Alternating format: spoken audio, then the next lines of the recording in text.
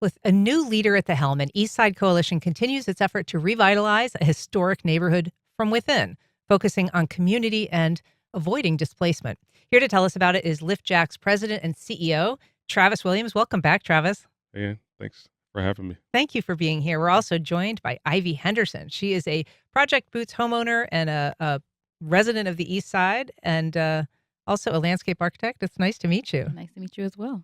So last week, LIFT JAX announced the completion of its first single-family home completed in support of Project Boots. And we should probably start by just sort of explaining what Project Boots is, Travis. It's a home ownership program that you have worked in partnership with LIFT JAX, which is not to be confused with LIFT JAX. Sometimes it is. Yeah, sometimes it is. And I've seen you describe it as a way to kind of invite East Side natives back into the neighborhood. Yeah, and then I also say Ivy's also our director of housing and real estate for LIFT JAX as well. So she's one of our team members. But yeah, in the model that we work in collective impact, you have amazing ideas that come to pass. And one of those ideas early on was by Dr. Pedro Cohen, the director of LISC. And his vision was, how can we get workforce individuals, folks who've moved away, who kind of got out, back into the urban core. And it really melded well with our mixed income philosophy within our framework at a neighborhood base of how do you bring a mix of incomes to create the most vibrant neighborhoods. And so in the collective impact model, you gather around good ideas and you try to make them happen with your partners. And so we were one of the early investors in that program, providing down payment assistance, funding for the participants, which Ivy was one of the first participants before she joined our team. And then over time, we just evolved. And that's part of the role we play in our model around community quarterback is how do we just be nimble and agile to make good ideas happen? And so that evolved from down payment assistance funding to site control for some of the first homes. That's a fancy term for making sure you have the land before you build something. Site control for some of the first participants who wanted a home in the neighborhood. And then again, in our evolution of being a developer and an investor in the East Side, we've become one of the main developers for folks who graduate out of their 10-month program with LISC, but they still want a home to move into. And so as a part of our evolution, we've now become one of the main development partners for making sure those folks actually have a home to move into. And we're proud to have, Dante being the first person that moved into a home that we as an organization fully developed internally. Actually built, right? And Ivy, as Travis said, you were involved in Project Boots before you became employed by LIFT JAX. You recently signed your name to an editorial. It actually ran yesterday in Jacksonville Today, talking about the neighborhood out east and framing kind of what it means to people who love that neighborhood, who are from that neighborhood. I thought it was an interesting phrase. You all described it as a sacred place. Can you kind of explain that to me? Because I don't think that that's language a lot of people typically use to describe their neighborhood. Yeah. So I have grown up in Jacksonville, born and raised, and started kind of getting involved with the historic East Side around 2017, 2018, during my time at the University of Florida taking landscape architecture. And so my family's from the neighborhood as well. Unfortunately, my mom migrated around the 60s over to Sherwood, and then we grew up in the Harts Road, Dunn Avenue area. And so during my time at the university, it was just understanding, of course, what landscape architecture is and how we can help different in communities, and whether it be environmental or physically for people, the built environment and things like that. And so I started getting involved with the historic East Side after a couple of things happened, and fell in love with the neighborhood. I remember visiting there when I was a kid, but had a perception as a younger person, and then in my mid-adulthood kind of become more involved in understanding of like the significance of this place and how sacred it really is, and who has come out of this neighborhood and helped so many people on many different levels from a national standpoint. And so decided to get my feet in and said, okay, I want to become a part of this. When I graduate, I was going to plan to always move into the East Side, and the opportunity did present itself in 2021 when Project Boost came about. So it was a great opportunity, and just happy that I was already involved with the work and already building those relationships and understanding the significance of the neighborhood at the time. So it was great. And Travis, you're also a fourth generation OutEast sider, I guess we call you. There are challenges that the East Side faces, and we can talk about those, but it also has in place something that a lot of new communities are chasing, which is, it's got this mix of residential, it's got a very established commercial area that's very walkable, that's very appealing. It's got longtime businesses that are really dug in there, and I think who've stayed when they could have left, residents who've stayed when they could have left, and so there is this kind of weave to the neighborhood that's very intimate. It's very approachable. It's very accommodating for people in a neighborhood community way. Yeah, it's interesting how history has a lot of the things we're searching for. We have to look back Mhm. to find what we really want. And so when you look at neighborhoods like the East Side, they are a lot of what people want. This idea of a 15-minute community, a walking community. That's what most communities were pre the economic flight and white flight that happened in many areas where people moved out and we became a sprawling suburb city. And so those bones are in neighborhoods like the East Side. And one of the fun facts, and it is truly a sacred place, the East Side is the largest intact historic African American community in the entire state of Florida on the National Register. Hmm. And so there aren't many places that have maintained, that have fended off things like displacement and gentrification and those terms that you hear.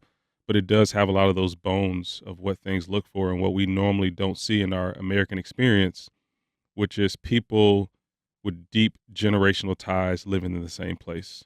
I'm not a unicorn. If you drove through the neighborhood, you'll see a lot of folks who are fourth generation. I have younger cousins who are now sixth generation living in the neighborhood. And that's the beauty of neighborhoods. And that's why we believe this work of neighborhood transformation is so important, because it does give a glimpse of what we can be as a community. And people are looking for that. And we're seeing a migration back to the urban core that I believe neighbors like the East Side are a part of. It is a time of enormous transition for the East Side, and not only because some of those desirable characteristics make it vulnerable to gentrification, but also because this stadium of the future is about to be built right adjacent to the East Side, and there is this huge element of that includes investment for the East Side, that's going to be funded in part by the city and in part by the Jaguars, but that's going to bring an enormous amount of revenue. And so you really are on the precipice of a lot of change. Do you feel like the East Side is kind of prepared to absorb all that's coming? I think it is. I think we're getting there. I think we definitely have a good team and a good ecosystem of people and organizations that are coming together for the betterment of the neighborhood. And so I think we're heading in the right direction of being ready for what's to come. I think there's been a lot of preparation in previous years with the local CDC, Historic Eastside CDC, that's been getting things in place. So I think that, like we mentioned to a lot of people, things don't happen overnight. And so we're headed in a good direction where I think we're going to be able to get the neighborhood prepared for a lot of the things to come. And so Project Boots, one of the things it did for Ivy and has done for other people that are participants is it offers some assistance financially, but also some required kind of training. What does that element look like? It's a good question, and that may be a good opportunity to have Dr. Pedro back on to talk about that element more. But I would say there's a programmatic piece to it where they take folks through a multi-month program. But I think from our standpoint as an organization, the value add is people who are committed to showing up to be good neighbors. Mhm. And when you talk about things like vulnerability in a neighborhood, home ownership rates are one of the main things to pay attention to in neighborhoods that are vulnerable. As they decrease, neighborhoods become more vulnerable because if it's largely single family and those homes are owned by investors who have rental, then you could kind of change rental rates overnight. When homes or neighborhoods are high with homeowners, it makes it much more difficult to have it be vulnerable to massive changes. And so the fact that this program allows for people to be ready to work with a developer like us to say, hey, I'm ready and approved and I want to be here. It's just a great pathway for us to bring more folks into the neighborhood. And, folks like Ivy and others aren't showing up to say, hey, we're saving the neighborhood. They're showing up saying, hey, this is a beautiful place Mhm. with beautiful people. I believe I can add value. And again, in a mixed income philosophy, we need the best of the best. And income doesn't mean you're better necessarily, and so that's what it provides for us is those folks who are interested, along with others who may not necessarily want to go through a program and they say, "Hey, I want to move in tomorrow," and we're ready to work with those folks to build for them as well with some of the other homes that we're building right now. You're not exclusively focused on homeownership, though, we should say. I mean, you have been involved in helping to redevelop some rental properties, including Boylan Flats and Townsend. Hmm. And these are, apartment complexes that were previously underoccupied and considered in some cases either unsafe or unsanitary. And Yeah. you've been able to be involved in helping them get under new management. And now they're really doing it. They're much better in terms of occupancy as well. Yeah. So in that mixed income component of our work, the idea is whatever your income status is, you should live with dignity and quality. Whether you live in a multifamily that may be HUD or lower income options, whether you stay in a home that is for a lower income individual, or whether you can afford market rate, there should be a level of quality and dignity. So the work with apartment complexes was important for us because that was an important node in the neighborhood. Secretary Fudge came to Jacksonville a few years ago to visit these exact. Previous secretary of HUD came to visit those complexes, and so we knew that if we wanted to see transformation, then these kind of big boulders had to be addressed. And so for us, a part of it was addressing, quite frankly, a slumlord who did not treat tenants well. And part of the solution was, hey, we've got to get better property management in here. And so we partnered with a larger developer to purchase those. And we're proud that we went from a 25 score on the REACT, which is not to get too technical, but that's the score that a HUD property gets for its quality. One of those sites had a 6 out of 100 with people living there, and the other Wow. had a 25. And so what do you do with that? How do you address that? And it's not just a program. Part of it is a JSO officer shared with me years ago that the other part of crime is property management in many cases.